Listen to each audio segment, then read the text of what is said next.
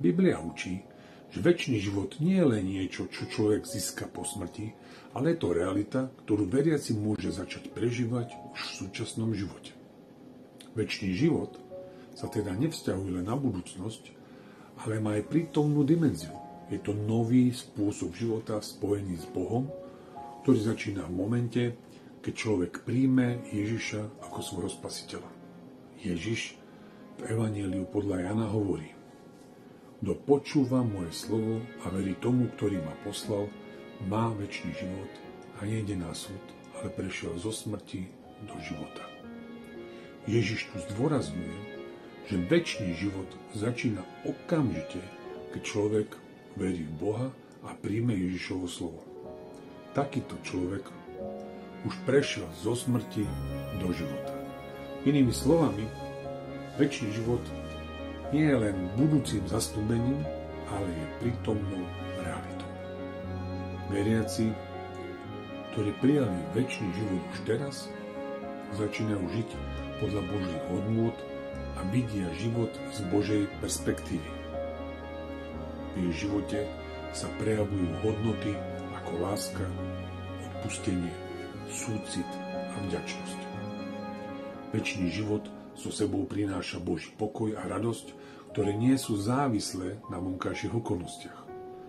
Veriaci môžu prežívať pokoj aj uprostred skúšok a ťažkostí, pretože ich život je zakorenený v Bohu. Večný život začína už teraz aj vďaka prítomnosti Ducha Svätého v živote veriaceho. Duch Svätý pôsobí ako sprievodca a zdroj sily, premieňa srdce veriaceho a vedie ho bližšie k Bohu. Pavol v Rímanom píše: Ale ak aj Kristus vo vás, telo je síce mŕtve pre hriech, ale duch je život pre spravodlivosť. Ak prebýva vo vás duch toho, ktorý vzkriesil Ježiša z mŕtvych, potom ten, ktorý vzkriesil Krista Ježiša z mŕtvych, oživí aj vaše smrteľné telá skrze svojho ducha, ktorý prebýva vo vás. Pavol poukazuje na to, že večný život je nie len prísľubom budúcnosti, ale aj realitou, ktorú veriaci zažívajú už v tomto živote. Prítomný aspekt večného života znamená naplnenie a spokojnosť už teraz. Veriaci nachádzajú pokoj a zmysel Božej prítomnosti, čo im umožňuje prežívať vnútornú spokojnosť a byť odolný voči životným ťažkostiam. Vedomie, že večný život už začal, pomáha veriacim čeliť výzvam s nádejou a odvahou. Tento nový spôsob života ich motivuje k tomu, aby slúžili druhým, odpúšťali a šírili Božiu lásku.